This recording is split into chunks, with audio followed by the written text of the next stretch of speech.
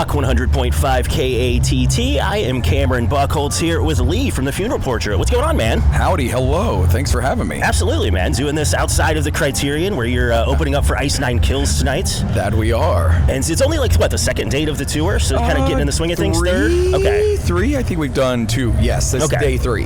Gotcha. Yes. So has it started off well at least? Yes. And you know, the thing is with Ice Nine is they're kind of like our big brothers, I think, at this point. Okay. We've done so much with them over the past like 2-3 years that now it's just kind of like, oh, hi guys. Hi. Yeah. You know what I mean? It just kind of works. So.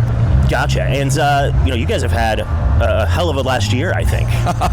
It's been kind of crazy. Yeah, I mean, what? It's 2 #1 rock radio hits, which is your first kind of right out the gate, which is insane. So, because even what I remember reading on like Billboard, I think it was literally we were the second artist ever in like rock like radio history to ever have a #1 the first time going to rock radio. Okay. So, and the only other artist was Jelly Roll. So the idea of it being Jelly Roll and us being the only 2 that have done that, and I'm like, okay, cool. Yeah. And an interesting thing that I read was that Spencer from Ice Nine Kills was obviously on Suffocate City, and that was his first #1 as well, which was kind of surprising to me. Which is really cool because I think the thing is Ice Nine, I don't think they've ever really tried too much at radio. They've had a few that were dedefinitely like top 10 or maybe even top 5. But, you know what I mean? I think for them, it's something that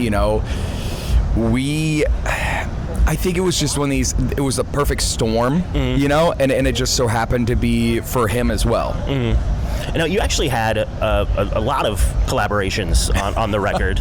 Yes. So kind of what's the mindset of having so many? Because that's pretty rare. I think it's one of those things that it was just to kind of get the name out there. I think it's to help grow the band. It's kind of like a tour, right? Sure. But it lasts forever, and you can tag on Spotify and or like even at radio, right? The best thing is like with radio, it's cool because you can like say, oh, this is a Funeral Portrait, and like people will be like, who? But then you'll be like, oh, but with Spencer from Ice Nine Kills, they're like, oh, cool, I'm gonna check it out. Or like Holy Water that has Ivan from Five Finger. You know what I mean? It's the same deal. It's like, oh, cool, like I've never heard of this band, but I like Five Finger, or I like Ice Nine, or I like The Used, or I like whoever it is. So I think it's something that happens a lot more in like pop and hip hop, and really hasn't done a lot with rock, but I think it's starting to happen a lot more. Starting, I think post-COVID, as I like to look at a lot with the music industry, I think people were like, well, it works so well with pop music, we have to do it with rock music, and I don't, it's hard because I think some people look at it a little, it's weird because the way that some people look at it is they're like, oh, well, they wouldn't have it if they didn't have that. And that's why, now we have a 3rd single that's getting ready to go to radio, our song Dark Thoughts. And with that, like, there's no feature. It's just us standing on our own. And the thing is I've already heard so many people that are like pre-adding it, into rotation and stuff like that. They're just like, this is sick. You know what I mean? Like, and they're like, I've even heard people with the Holy Water with Ivan. They were like, to be honest, like I've been playing it without him, and then I'll play, an hour or 2 later, I'll play it with him. They're like go back and forth. So and you've gone out with Five Finger as well, right? Yes, they're your label mates, and yes, exactly. And that's probably a little bit of a different crowd than what you would get with an Ice Nine Kills or Catch Your Breath that you guys were out with earlier in the year. So I mean, how do you treat that differently with more of the military housewives kind of audience, like That's so funny. No, the thing is like we kind of don't. Yeah. I think the thing is with our band is we can kind of work almost everywhere. Because we're heavy at times, but then we're really soft at times. We're very theatrical at times.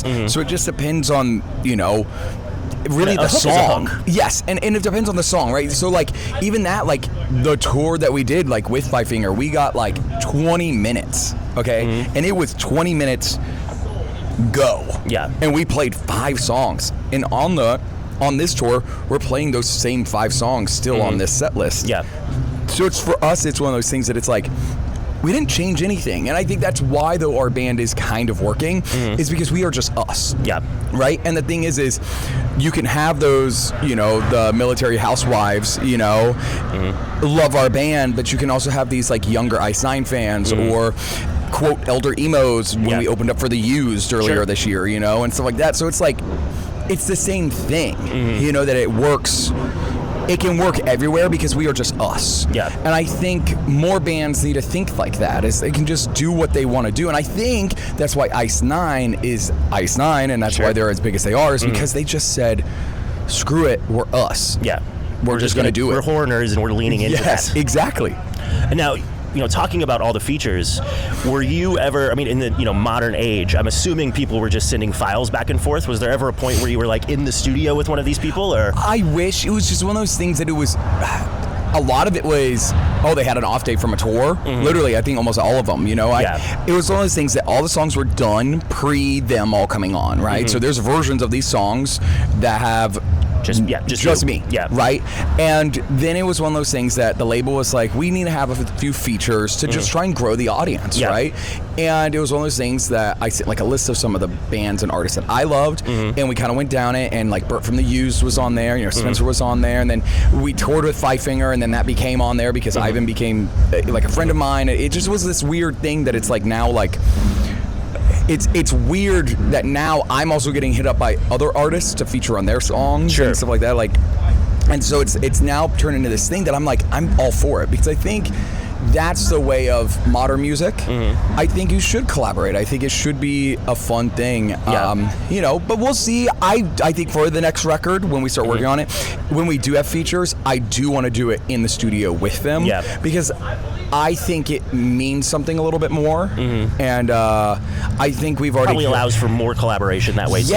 Yes. Well, and the thing is with Suffocate City with Spencer, it kind of just worked that the song what was about, and like it talked about murder, and death and fighting and evilness, and for him it was just like, I don't have to rewrite anything. I guess this is what I would sing anyways.